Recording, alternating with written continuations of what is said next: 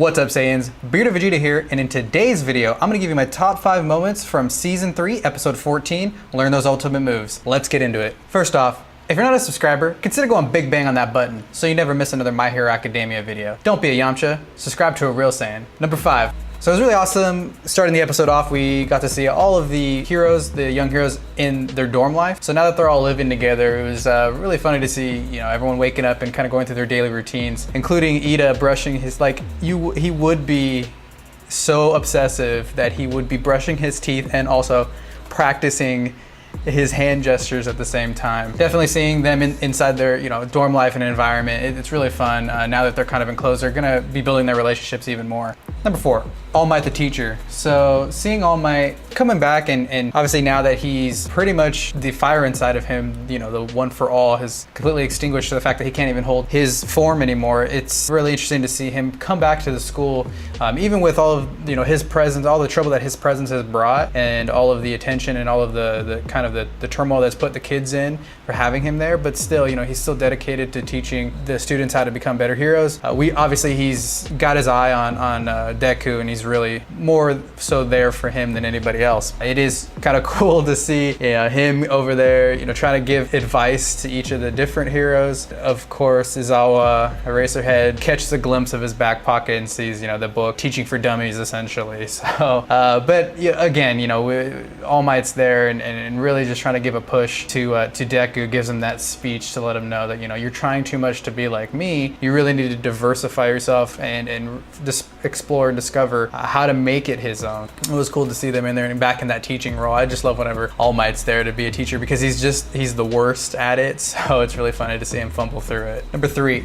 Really interesting to see the return of Hatsume. Last time we saw her, she was fighting Ida in the tournament, and we got to see her very eccentric, very excited return, where she's over here creating these advancements and creating these upgrades for Deku they're not even asking for. So it's in her excitement that Power Loader is able to kind of explain that, yeah, she may be continuously failing or maybe going overboard, but it's really the fact that she doesn't give up and that she's continuously trying to hone her craft and hone her ability and always pushing and never letting failure stop her. So, he was very impressed with that aspect of her and told Deku and told Uraraka and told Ida, to kind of admire her. But obviously that whole scene was really funny just to see them just being terrorized by Hatsume. Ida asked for help with his leg engine so that he can have a faster cooldown, and she's like, oh, fantastic, I'm gonna give you boosters for your arms, even though she's like, yeah, you know what, if you're having trouble running with your legs, why don't you use your arms? And I mean,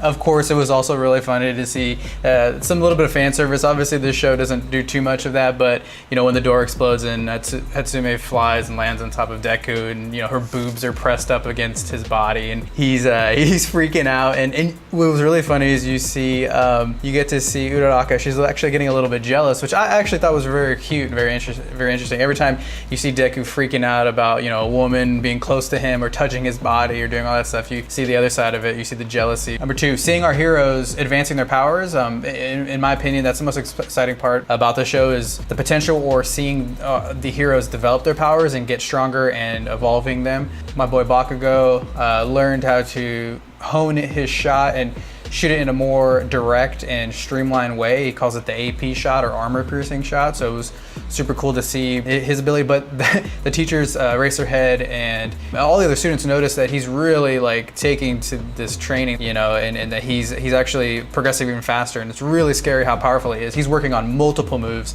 so just seeing Bakugo be able to develop a bunch of different moves and the potential of him having a bunch of very different, unique moves, especially since he's my favorite character.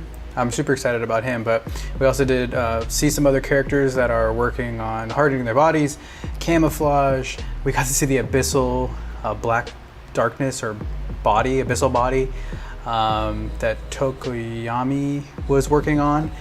That looks amazing to kind of blend those two, to have him fully control that. So a lot of the powers that we're seeing develop are super interesting and really fun. I'm really excited to see once they meet these other rivals, or when they have their next villain encounter, where the heroes are and where their powers have progressed to. And of course, number 1 has to be the one for all, full crowning, shooting style gamma armor or something like that. It's a mouthful. Essentially seeing Deku put together all the experiences that we see him go through in the episode. Meeting with Hatsume and giving the advice about if you want to run faster with your legs, why don't you use your arms and stuff like that. And then everything that All Might's been telling him about making One for All unique to him.